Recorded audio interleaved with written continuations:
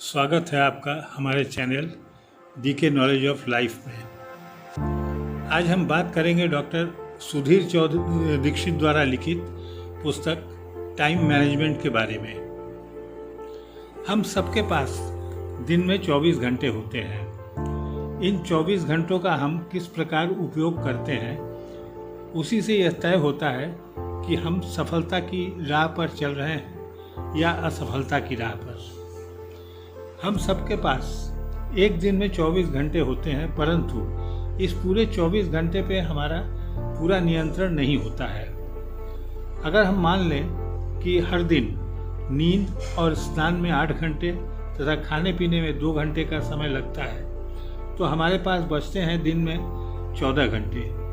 अर्थात जीवन में सिर्फ 58% समय पर हमारा नियंत्रण संभव है और 42% समय हमारे नियंत्रण के बाहर होते हैं। कहा जाता है कि समय ही धन है, परंतु यह पूरी तरह सच नहीं है। सच तो यह है कि समय सिर्फ संभावित धन है। अगर आप अपने समय का उपयोग करते हैं तभी आप धन कमा सकते हैं। क्या आप जानते हैं कि आपके समय का मूल्य कितना है? इसको जानने के लिए अपनी आमदनी में काम के घंटों का भाग देने से आप जान जाएंगे कि आपके 1 घंटे समय का वर्तमान मूल्य क्या है। मान लें कि आप हर महीने 10,000 रुपये कमाते हैं और इसके लिए आप महीने में 25 दिन 8 घंटे काम करते हैं, तो आप कुल 200 घंटे काम करते हैं। इस स्थिति में आपके 1 घंटे का मूल्य होगा 50 रुपया। अगर आप रोज 1 घंटे का समय बर्बाद करते हैं तो आप हर दिन 50 रुपये का नुकसान कर रहे हैं, अर्थात 1 साल में 18,250 रुपये का।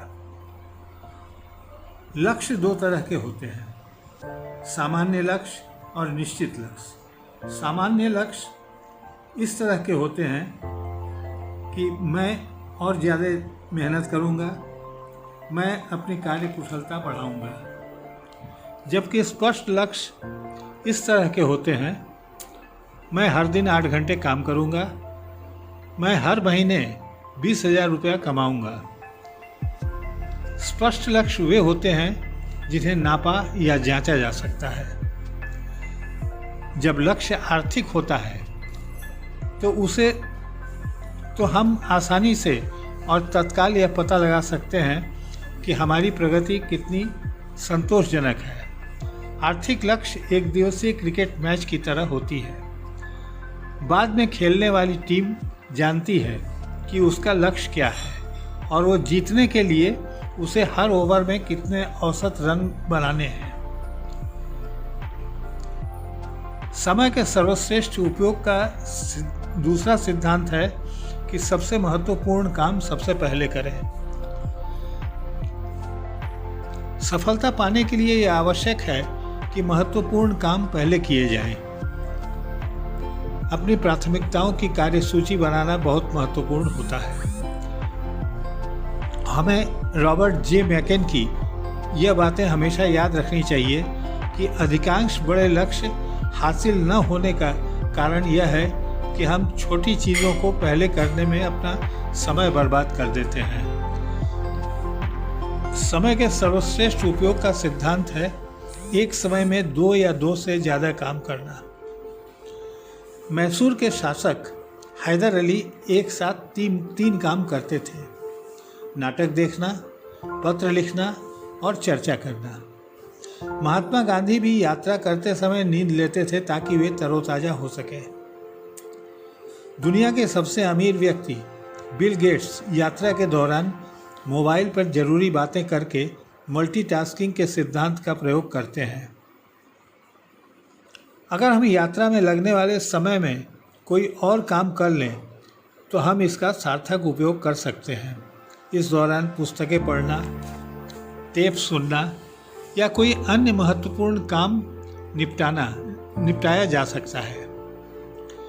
कई लोग हर काम खुद करने की कोशिश करते हैं और जाहिर है कि वे असफल होते हैं। एक ऊंचाई पर पहुंचने के बाद प्रगति करने के लिए दूसरों को काम सौंपना अनिवार्य हो जाता है। काम सौंपने की कला में निपुण होने के लिए सिर्फ 2 चीज़ों की ज़रूरत होती है। यह पता लगाना कि कौन से काम दूसरों को सौंपे जा सकते हैं और किसे सौंपे जा सकते हैं। यदि आप सफलता चाहते हैं तो कर्म में जुट जाएं और तब तक जुटे रहें जब तक कि आप सफल न हो जाएं।